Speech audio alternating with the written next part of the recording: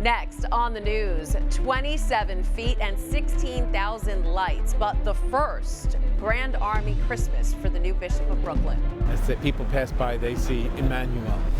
And as one Christian symbol goes up, a statue goes down. Mary attacked at the National Shrine, and so far, they're getting away with it.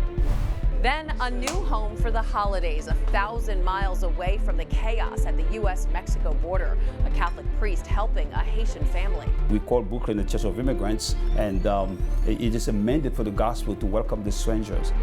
Plus, you may not have to be a citizen to vote in New York City. Lawmakers moving to make that a reality. But is it constitutional? I'm Christine Persichetti. Currents News starts right now.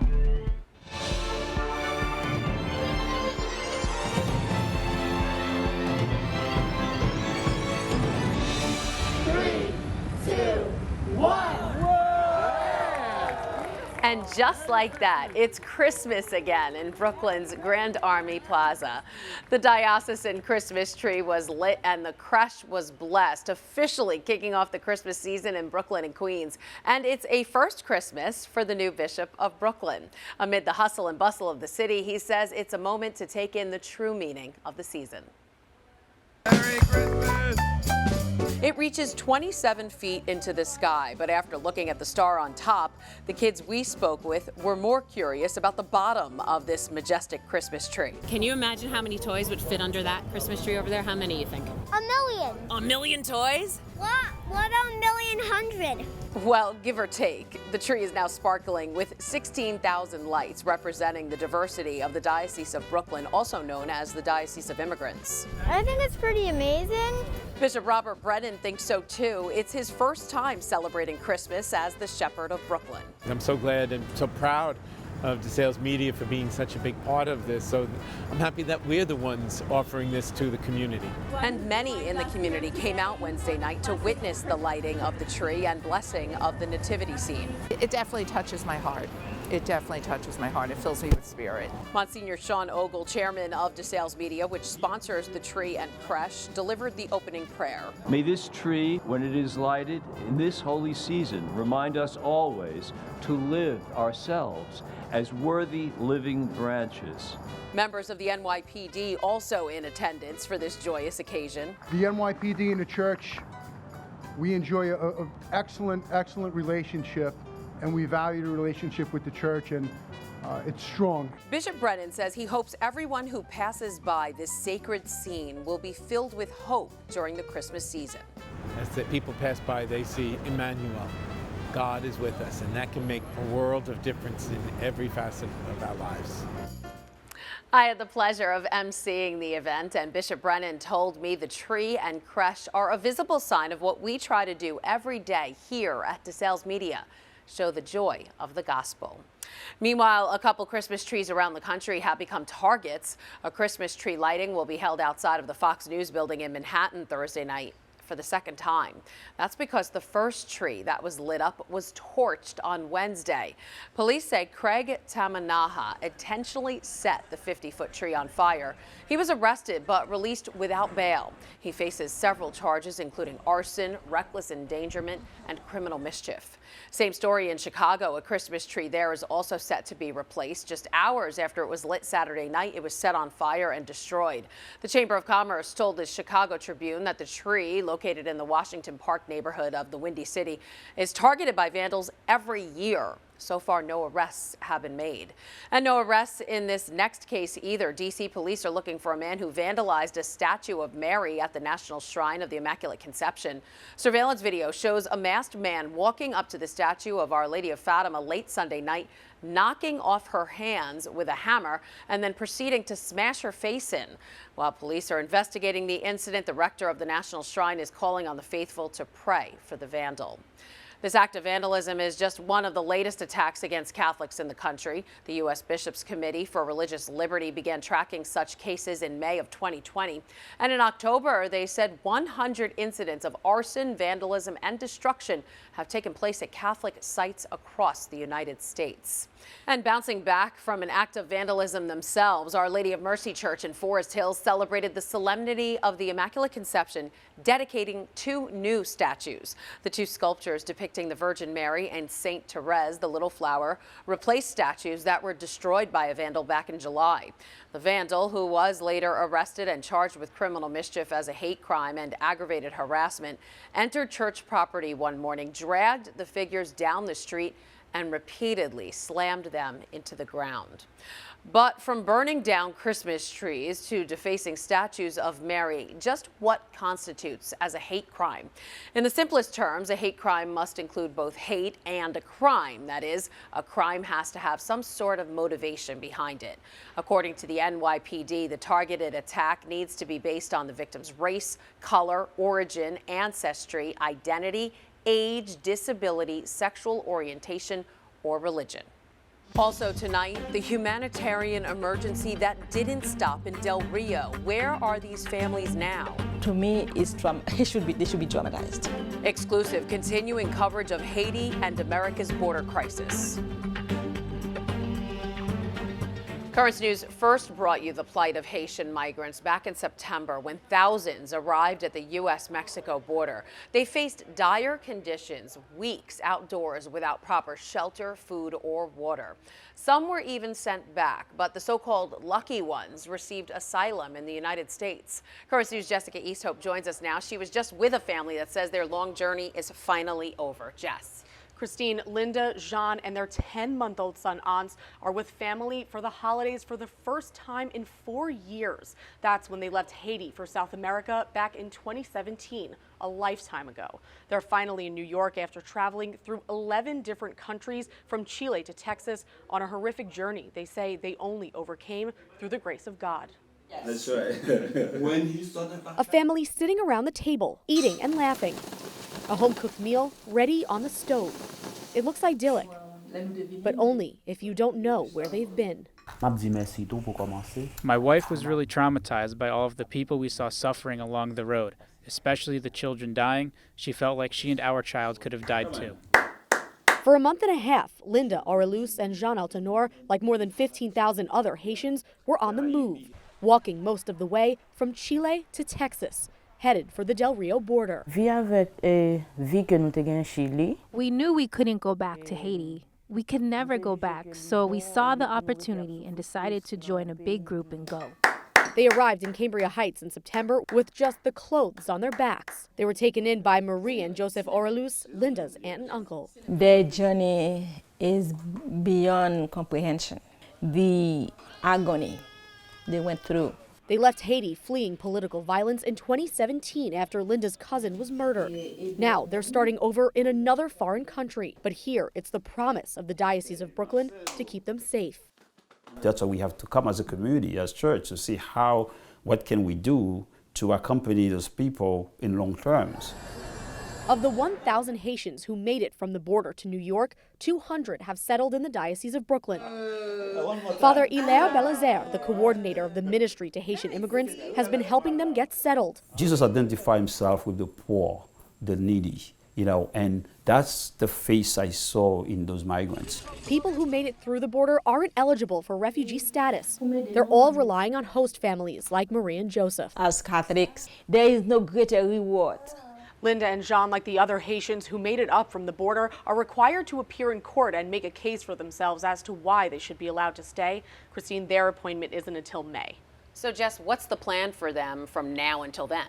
So the family has a bunch of different organizations like Haitian Americans United for Progress, Catholic Charities, as well as the diocese helping connect them with pro bono doctors, lawyers. But right now what they need most is a warm place to stay, and that's what they're getting with Marie and Joseph. It's easy to take in family, but these people have done this twice before for total strangers. And so really this is how they practice their faith. Wow, so nice. Jess, thanks so much. We'll be sure to check back in with you about this family because their journey really has just begun. And if you want to help others like Linda and Jean make a new home in New York City, Catholic Charities Brooklyn and Queens is on the front lines resettling migrants. If you want to donate to their cause, just head over to ccbq.org and click Give Now. now to voting rights, a liberty touted by American citizens. But as of Thursday, if it were up to New York City's council, you would not have to be an American citizen to cast your ballot. The council is set to approve a measure that will allow non-citizens in the city, nearly 800,000 people, to vote in municipal elections, including for mayor and council, but not in federal elections for Congress and president. Mayor Bill de Blasio believes there will be some legal challenges and questions some aspects of the idea, but says he will not veto it. Meanwhile, in California, plans are being made to make the state a so-called abortion sanctuary. That's in case pro-life supporters prevail and Roe v. Wade is overturned by the Supreme Court. The leader of the state Senate, with Governor Gavin Newsom's backing, announcing a series of recommendations that would make it easier to get an abortion there. The proposal includes covering the costs of the procedure for low-income women, as well as improved infrastructure for those traveling from outside the state. Back on the East Coast, a big court case that could affect Catholic education and school choice everywhere. Challenges to a law in Maine that allows the state to exclude public funding for religious education has reached the Supreme Court. Parents are fighting for the right to freely exercise their faith, and the highest court in the land seems poised to uphold their argument. The court saying that states can choose to provide funding to religious schools along with other private institutions. A big moment for the Archdiocese of New York. The boxes are sealed and marked for Rome. The sainthood cause for Dorothy Day is officially moving to the next step. The diocesan phase of the Brooklyn natives' canonization cause officially ending at a mass at St. Patrick's Cathedral Wednesday. It involved the Archdiocese of New York collecting more than 50,000 pages of documents attesting to Dorothy Day's holiness. Those will be reviewed by the Congregation of Causes of Saints in Rome. New York's Cardinal Timothy Dolan called the day historic and remembered a prayer important to the could-be saint. She prayed that God's providential plan for her would be unveiled to her and would include devoting her life to a love of Jesus, his church, and the poor. Very shortly after, Dorothy Day established the Catholic Worker Movement, a group still thriving today that is committed to helping the city's least fortunate. There's a lot more news headed your way. He's a Grammy-nominated singer, and he's bringing his talents to Brooklyn to spread Christmas joy. We'll tell you how you can see Matt Maher. Plus, it's the city's only online school. We'll step into the virtual classroom to show you how they're learning and growing their faith. And why our 84-year-old Pope was up before the sun, stepping out in Rome to visit the Spanish Steps.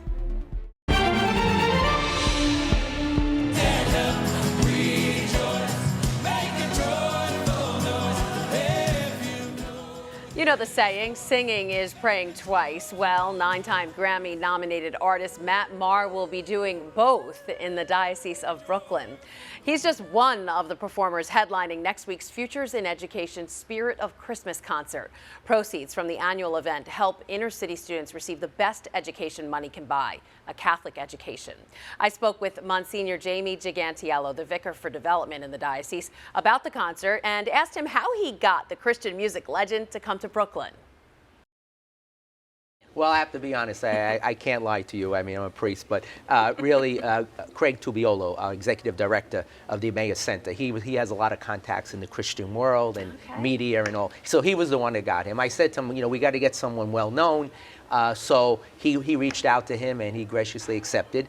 And we're very excited because we wanted a big name for the, this is the grand opening of the Emmaus Center, and it's the first big event there, and we want it to be good. Of course, we're going to have Daniel Rodriguez, to America's tenor, who's always been a friend of ours, and you know, he'll perform a couple of Christmas songs in the beginning, get the people going, and then Matt will come on. So we're very excited about the night. Absolutely, and now you're saying it's the first big event for the Emmaus Center. Yes. Tell us about the Emmaus Center. Remind us about it. You know, why is this so important for the diocese? Well, it's the first opera house in Brooklyn, on all of Long Island. And about a year and a half ago, they came to me and they asked me to promote it.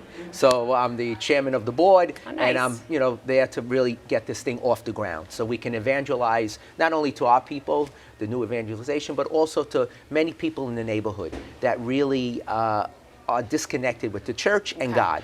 We have a lot of hipsters, young people in the neighborhood, Williamsburg, and that's what we called it. We were thinking of a name, so I came up with the Emmaus Center, because on the road to Emmaus, after his resurrection, they didn't recognize him. But it was only when they were walking and he started opening up the Word and recalling the accounts of what had happened in Jerusalem that they recognized him. So this, get the people in through the arts, and then hopefully plant the seed of faith, Jesus, in their hearts. That's the purpose of it. And it's a great event to have there. Tell us, how will this concert benefit the children? Where exactly does the money go? Well, this is for Futures in Education, and of course, it all goes to scholarships. And many of our donors will be there that night, and it gets us into the Christmas spirit as well. And you know, we're looking forward to this night. We want to highlight the center, and we have many plans, concerts, exhibits throughout the whole year for the Emmaus Center, and we really want to get this off the ground. We need to get out there. Yeah, and now, so I know it benefits Futures in Education. Talk a little bit about the importance of Futures in Education. If we didn't have it, what if there was no Futures in Education? What would that mean for a lot of kids? Well, I hate to say it, I would say majority of our schools would close. Wow. Because, and that's a strong statement, because we give out almost $7 million a year in scholarships. Wow. And the children pay half, we pay half. If it weren't for this, many of the kids would not be able to attend our Catholic schools. That would bring down enrollment, and then the cost will go up. More children would not be able to afford it. So, you know, it's the domino effect. So Futures in Education over the last 28 years, has given out over $110 million in scholarships. Wow. And if it weren't for Futures in Education and the generosity of our donors, I'm sad to say that many schools would close, let alone the effect it would have in so many of these children's lives, you know, and their families. So how much is normally raised at this Christmas concert? Well, I mean, it varies. Every year, it goes from a couple of $100,000. When we first had it at Carnegie Hall, the first year, we raised almost $1 million. Wow. But, you know, things have changed, and, you know, we have many more, you know, projects going on that people donate to. And, you know, so that's why we constantly have to get new donors. Yeah. And, you know, the Christmas concert is a great time for everyone to get involved. It's the spirit of giving. Everyone wants to be an angel. You know, Christmas is about angels. They come, they bring us good news. Well, hopefully people would come to the concert and we can bring good news to many more students. I love it. And who doesn't love Christmas music, right? Yes. Monsignor Jamie Gigantiello, Vicar for Development here in the Diocese. Thanks for being with us. Thank you so much, Christine. Bye-bye.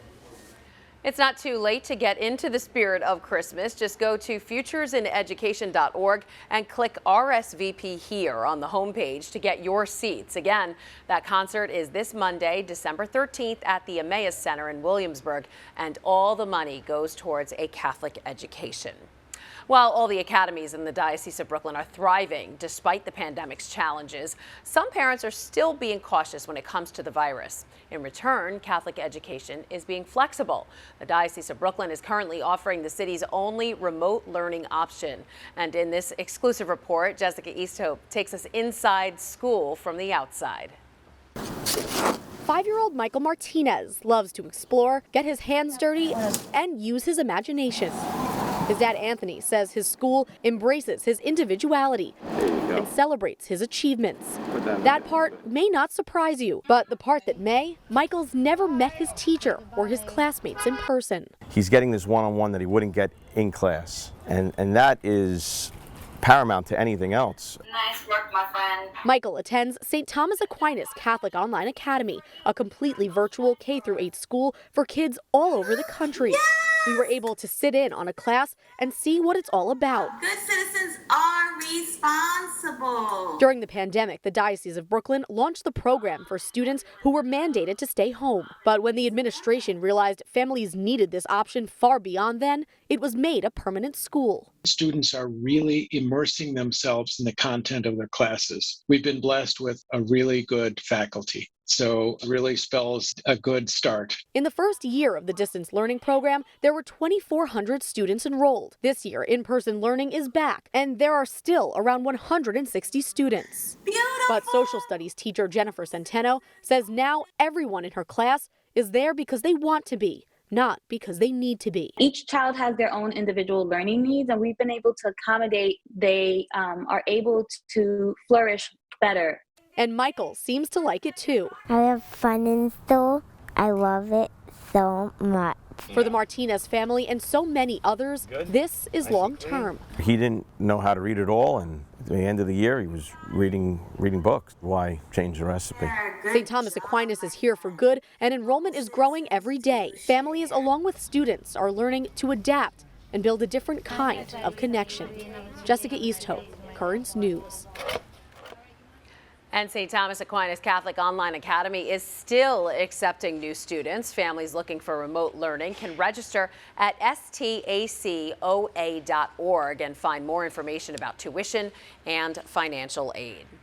Pope Francis was up earlier than most students Wednesday morning, roaming the streets before sunup so he could pray before the Blessed Mother on her feast day. For the last 2 years, the Vatican has canceled the Pope's public ceremony to mark the Feast of the Immaculate Conception in order to avoid crowds during the pandemic.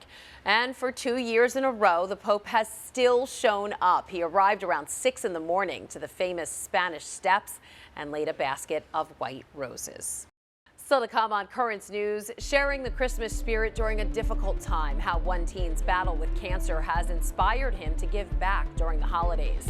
And it's still unfinished after 139 years, but Barcelona's famous Sagrada Familia is now ready for Christmas. Spending Christmas in the hospital, a home you'd never want to go to for the holidays. But one Nevada teen is determined to change that. He spent last Christmas in the cancer unit, and now he's decking the halls. Michelle Lorenzo has that story from Reno. Spending the holidays at the hospital could be daunting for anyone, especially children. A lot of kids don't expect to be in the hospital during the holiday season, and being here during Christmas is a real difficult time. 18-year-old Jonah Howell knows that all too well. In December of 2019, he found out he had cancer around Christmas time. At first, it was a shock, but the hardest part was Christmas. I had my phone, so I was watching everyone celebrate Christmas and seeing what they got for Christmas that year. And I was stuck in the hospital. Howell is currently in remission, and he's on a mission, even if he gets to spend this Christmas at home.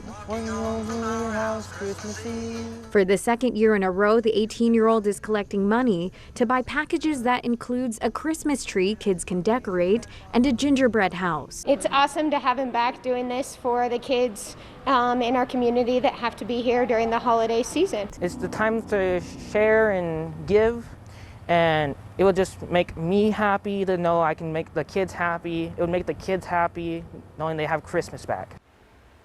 Such a nice story. That was Michelle Lorenzo reporting. So far, Howell has raised enough money to buy 20 Christmas tree sets, but he really thinks he needs 60 to make those decorations pop. So now he's looking for your help. If you'd like to donate, Jonah Howell and his family set up a registry with Target.